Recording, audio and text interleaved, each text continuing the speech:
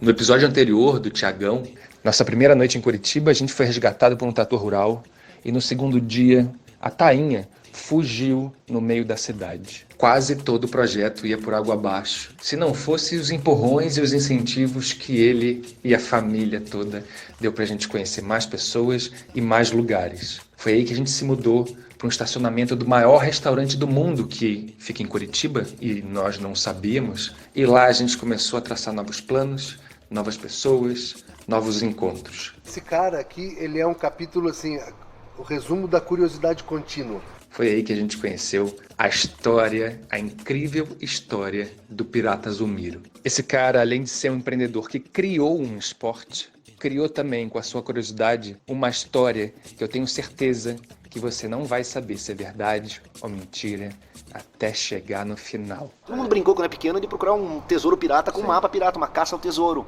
Essa é a história mãe disso daí. Eu estava cursando essa segunda faculdade de jornalismo e eu gostei muito dessa parte de jornalismo investigativo. E esbarrei em um livro de um arqueólogo inglês, o Harry Wilkins, falando de cidades perdidas da América do Sul. E nesse livro ele narrava que existiam túneis subterrâneos que saíam da Bolívia, entrando em direção ao Mato Grosso, na Serra do Roncador, entrando para o interior Paraná, passando pelo Paraná inteiro. E comecei a investigar essa história mais a fundo. Partiu para uma expedição com o Indiana Jones do Paraná. E mostra pra gente agora esses túneis. E daí acabou que em 2006 eu fiquei sabendo que no Clube Alemão Concórdia, que realmente fica a 3 quadras daqui, existia uma saída num túnel subterrâneo no porão lá. Esse túnel até, na verdade, era um túnel de fuga que foi construído entre a Primeira e a Segunda Guerra Mundial, porque os alemães sempre tiveram essa estratégia subterrânea de fuga. Isso aqui foi fechado, né? Sim, o exército interditou o clube aqui durante a Segunda Guerra Mundial, em 1942. E daí eu descobri que existia uns túneis numa região mais afastada da cidade, no bairro das Mercês. Mas eu achava que era lenda, eu falei, cara, os moradores estão viajando. Daí no ano de 2010 vieram à tona umas fotos no jornal Gazeta do Povo aqui em Curitiba, desses túneis que um professor de arquitetura foi na década de 60 e documentou essas fotos. E daí eu vi e falei, nossa, as imagens verdadeiras, os túneis. Até esses túneis a gente imagina pelas pesquisas que foram a Companhia de Jesus que construiu uma caixa forte antes da expulsão deles do Brasil em 1700 e há 300 anos atrás, 1759. E daí existia a lenda que um pirata havia também, depois que os jesuítas foram expulsos, um pirata havia morado nessa região dos túneis e escondido um tesouro, o pirata Zulmiro. É um nome meio bizarro, Zulmiro. Você sabia que Curitiba está conectada com a maior história de tesouros e piratas do planeta? Era uma lenda urbana, eu comecei a vasculhar e falei, nossa, que esquisita essa história. E daí eu encontrei uma reportagem na Casa da Memória, que foi escrita em 1972 por um jornalista aqui de Curitiba, e ele contava essa história, que realmente os túneis existiam, que o pirata Zulmiro morou em Curitiba, escondeu um tesouro nos túneis, mas o pirata também escondeu um tesouro gigante na Ilha da Trindade, uma ilha no meio do Oceano Atlântico, e inclusive ele falava que uma pessoa ficou amiga do pirata, e o pirata entregou um roteiro para esse inglês que ficou amigo dele, de como encontrar o tesouro. Mas eu olhava aquela reportagem e falava, cara, o jornalista viajou na maionese. Consegui entrar em contato com ele, ele era vivo ainda. Daí um dia eu tava no bar com ele e quando eu mencionei, eu falei, agora eu vou mencionar. Eu falei, Cid, e a história do pirata Zulmiro? Pai, ele se transformou, começou a me xingar. Daí um amigo meu jornalista falou pra mim, Marcos, essa reportagem que ele escreveu sobre o pirata, ele sofreu uma chacota, um bullying muito grande por parte dos historiadores da época e dos intelectuais. Mas eu achava sensacional essa história de ter um pirata. Curitiba tá no centro da maior história de piratas do mundo, pois o líder do bando que escondeu esse incrível tesouro pirata veio se esconder aqui na terra das araucárias. E daí, quando eu dei essa palestra para os pequenininhos, contei essa história em 2013, eu tive a ideia de escrever um livro infanto-juvenil sobre o pirata Zulmiro, para resgatar essa história. E em 2016 vieram à tona uma revelação impressionante.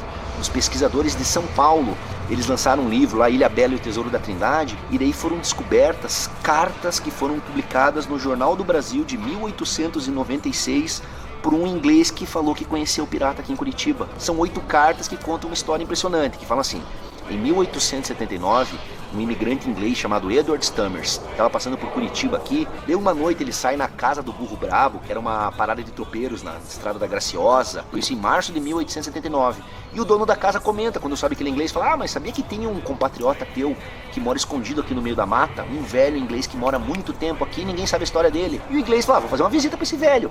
E o inglês vai lá, bate na porta e sai um senhor de 80 anos. E ele desenvolve uma amizade grande com esse velho inglês. E o velho inglês fala, então eu vou contar toda a minha história pra você, mas você vai me jurar que enquanto eu for vivo, você não vai contar minha história pra ninguém. E o velho conta pra ele que ele era realmente um grande pirata que veio se esconder em Curitiba, que ele nasceu na cidade de Cork. Por ser de uma família muito nobre, ele foi enviado para estudar na escola de Eton College. Depois de Eton College, ele entrou pra academia naval e aos 25 anos ele se tornou um oficial da Marinha Britânica. E ele fala que aos 30 anos ele estava nas Ilhas Bermudas, no Mar do Caribe, ele teve um desentendimento com outro oficial e ele feriu de morte esse outro oficial. Ia ser enforcado.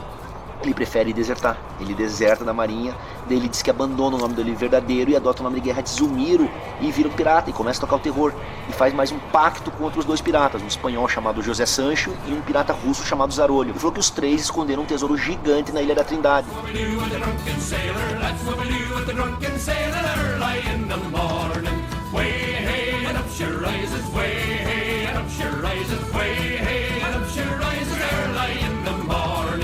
E daí ele fala que o pirata espanhol José Sancho, a marinha espanhola, afundou o navio dele na costa da África. E o pirata Zarolho foi enforcado em Havana quando foi capturado pelos espanhóis em 1831. E ele era o último pirata. E em 1838 ele foi capturado no meio do Oceano Atlântico por um navio de guerra inglês. E esse comandante foi um grande amigo do tempo dele na academia naval. Daí ele falou, pô, eu não vou te enforcar, eu vou simular a tua fuga no sul do Brasil. Vou te libertar aqui, você vai me jurar que você vai subir a serra, vai se esconder no interior do continente e nunca mais vai voltar a ser um pirata e vai morar longe da povoação. E o Zulmiro fala que 9 dias depois ele veio para Curitiba. Daí 40 anos depois, esse inglês que estava passando por aqui conhece o pirata. Daí passam-se 16 anos. Esse inglês que conheceu o pirata com 20 anos, ele abre uma reportagem de um jornal lá do Rio de Janeiro que fala de expedições, uma expedição da Inglaterra para a Ilha da Trindade em busca de um tesouro pirata. Que um pirata russo que tinha uma cicatriz no rosto conseguiu fugir de uma captura pelos espanhóis em Havana e foi morrer na Índia em 1850 e antes de morrer entregou um mapa do tesouro. Na hora ele se lembra da história e fala, nossa, é o pirata Zarolho, que o pirata Zulmiro achou que tinha sido enforcado em Havana. Daí ele manda um telegrama pra Curitiba aqui e falam pra ele, ó, o velho faleceu há 6 ou 7 anos atrás. Daí esse inglês fica livre do juramento, ele lembra do juramento, daí ele começa a escrever essas cartas pro Jornal do Brasil, mas ele utiliza um pseudônimo. O nome dele era Edward Stammers, ele bota as iniciais J.F. Bastos. Um mês depois ele escrever a última carta, ladrões tentam entrar na casa dele no Rio de Janeiro pra roubar o roteiro e acabam por dar um tiro no inglês e matam ele. Daí 14 anos depois, em 1910, o sobrinho dele na cidade de Lorena, em São Paulo, encontra o baú com as coisas do tio, as cartas, encontra o roteiro do tesouro. E realmente fazem a primeira expedição em 1910, fazem uma segunda em 1910, fazem mais 2 em 1911, só que não encontram nada, e daí a história realmente cai na lenda.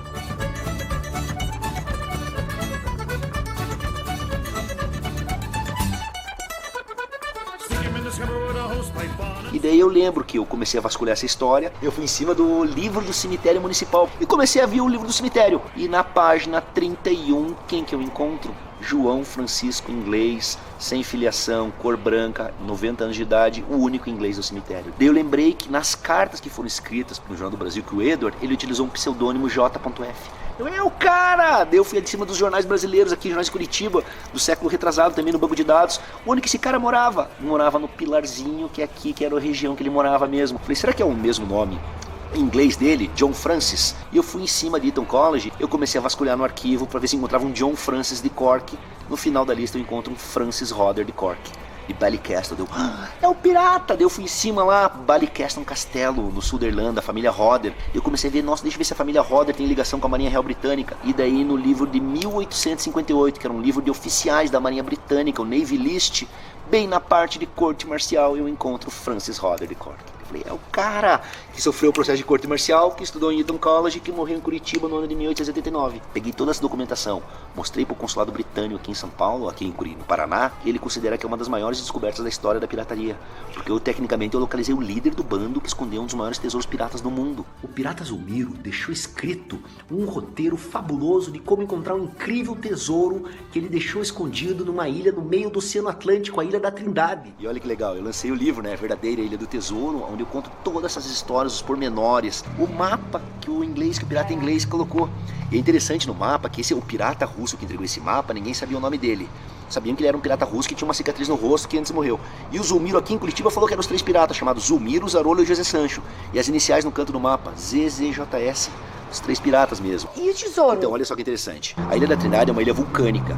E daí aquelas coincidências do destino. Teve um desmoronamento, um terremoto, desmoronou um morro em cima do depósito do tesouro. Até eu tive um amigo meu, um biólogo, que está aqui no livro. Ele foi para a Ilha da Trindade ano passado e tem uma foto nele mostrando o desmoronamento. Caiu muito entulho. Nesse depósito na praia, aqui na Baía Sudoeste, só estão as obras de arte da Catedral de Lima, que são de valor artístico incalculável, e as barras de prata. E dentro da ilha está o depósito maior, com os diamantes. Ele conta tudo aqui com as barras de ouro, as moedas de ouro. E ninguém sabia, até as expedições inglesas não sabiam desse depósito no interior da ilha. Só as brasileiras, mas também não conseguiram encontrar. E hoje, com a tecnologia que a gente tem, com sonares, com tudo...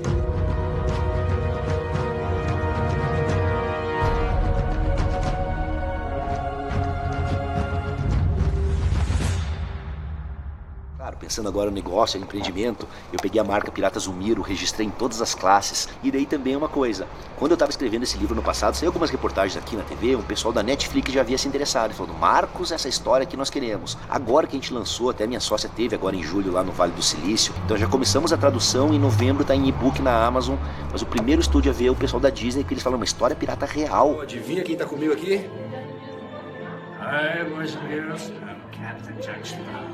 Então, tecnicamente, aqui a cidade de Curitiba e o Brasil estão conectados com a maior história de tesouros e piratas do mundo, que toda a nossa mitologia ocidental, seja Conde do Monte Cristo, Ilha do Tesouro, Peter Pan e o Goonies, o Zulmiro, conexão, é o capitão pirata, é o líder do bando dessa história. E nós conseguimos localizar. Agora que a gente vai traduzir e lançar o livro em inglês, eles querem que no começo do ano que vem eu vá para Eton College, palestrar em Eton College, e aí vai ser legal que vai ser o primeiro brasileiro da história a pisar em Eton, e eu vou estar trazendo um pirata etoniano.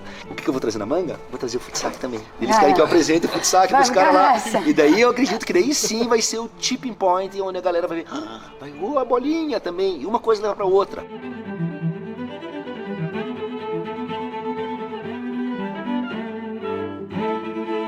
Todo mundo que eu falo aqui na expedição fala: mas Marcos, eu quero ir nessa expedição também. Pô, expedição, eu quero ir na expedição. E eu meio que já tô com um time montado, essa coisa uma equipe montada. Mas o que nós vamos fazer? Nós estamos com um projeto agora de fazer um game sobre essa história. The Real Treasure Island, um videogame, e no game nós vamos esconder 5 golden tickets para a expedição, tipo Fantástica Fábrica de Chocolate.